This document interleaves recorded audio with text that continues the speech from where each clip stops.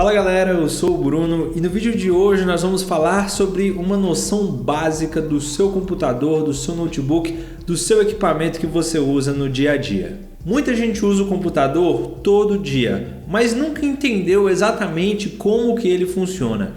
E é claro que para entender bem como um computador funciona é preciso muitos anos de estudo, muita pesquisa. Mas nesse vídeo eu vou tentar resumir de forma bem básica cada um dos componentes do computador e para que ele serve, para que você tenha uma noção melhor de como funciona o seu equipamento. Esse vídeo também é útil caso você esteja pensando em montar um equipamento, porque quando você entende melhor para que serve cada uma das peças, fica mais fácil para você decidir em qual delas você deve investir mais ou menos. Vamos iniciar falando sobre o processador, que talvez seja a peça mais conhecida do computador. O processador é como se fosse o cérebro do equipamento. Ele é que é o responsável por fazer todos os cálculos que existem por trás de você iniciar o computador, abrir o aplicativo e assim por diante. Para ficar mais fácil de você entender para que ele serve, pense num carro. Para que um carro ande bem rápido, ele precisa, dentre muitas coisas, ter um bom motor. Então, o processador é como se fosse isso, esse bom motor. Ele é muito importante, mas não é o único fator que vai determinar se um computador é rápido ou não. O seu formato ele geralmente é quadrado e ele tem um encaixe específico para cada tipo e modelo dentro da placa-mãe, que é um componente que eu vou falar daqui a pouco. Outro componente essencial para que um computador funcione é a memória RAM. Ela tem um espaço relativamente pequeno se nós compararmos com o HD do computador, mas em compensação é muito mais rápido acessar as informações armazenadas na memória RAM do que no HD. Para ficar mais fácil também de você entender, aqui vai outro exemplo. Imagine que você tem um caderninho com um monte de dados pessoais anotados, nome, CPF, RG e assim por diante. E vez ou outra alguém vai e pergunta para você esses dados. Quando alguém te pergunta os dados de uma pessoa que você frequentemente precisa fornecer esses dados, você já tem esses dados memorizados, então é mais fácil para você falar sobre eles. Mas quando são informações que você usa menos, quando esses dados você não fornece eles com tanta frequência, você precisa consultar no seu caderninho.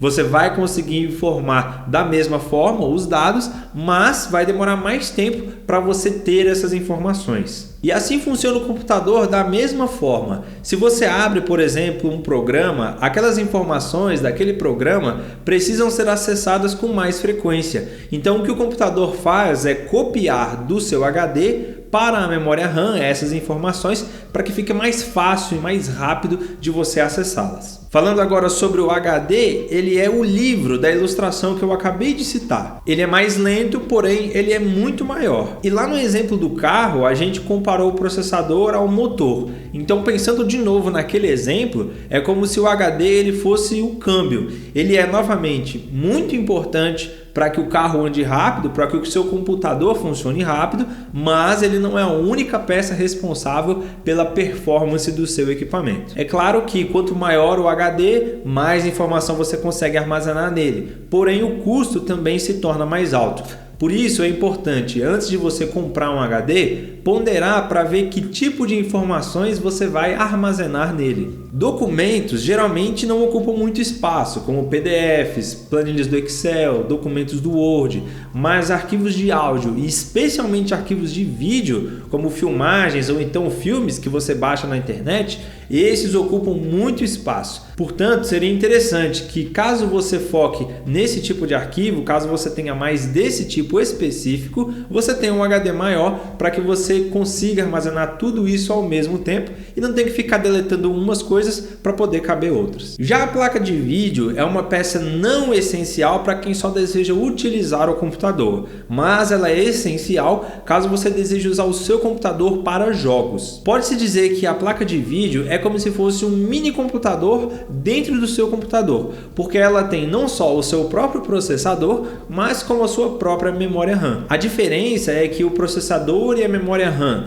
da placa de vídeo são voltadas especificamente para cálculos que têm a ver com imagens, tanto em 2D como em 3D. É nessa placa, inclusive, que você vai conectar o cabo do seu monitor quando você vai montar o seu novo computador. Então, se você está montando um computador novo e você deseja utilizar ele para jogos, seria interessante que você focasse uma grande parte do seu orçamento nessa placa, visto que ela vai ser a responsável direta pela performance do seu computador em jogos. Já a placa-mãe é um componente essencial e ela é responsável por unir, por juntar todos esses equipamentos e por permitir que eles se comuniquem entre si. É nela que você vai encaixar o processador, a memória RAM, o HD, a placa de vídeo e outros componentes que também é possível colocar no seu equipamento. É nela também que você vai encaixar os seus periféricos, como mouse, teclados, HD externos, pendrive e coisas assim. Mas nenhum desses equipamentos funcionaria se não fosse a fonte, que é o componente responsável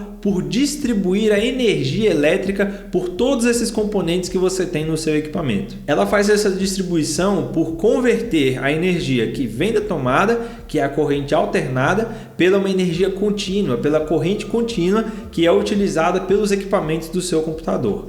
E ela faz essa distribuição essencialmente de duas formas, de forma direta e indireta. A forma direta é quando a própria fonte tem um cabo que se conecta ao equipamento ou à peça que você está utilizando, como por exemplo a placa de vídeo.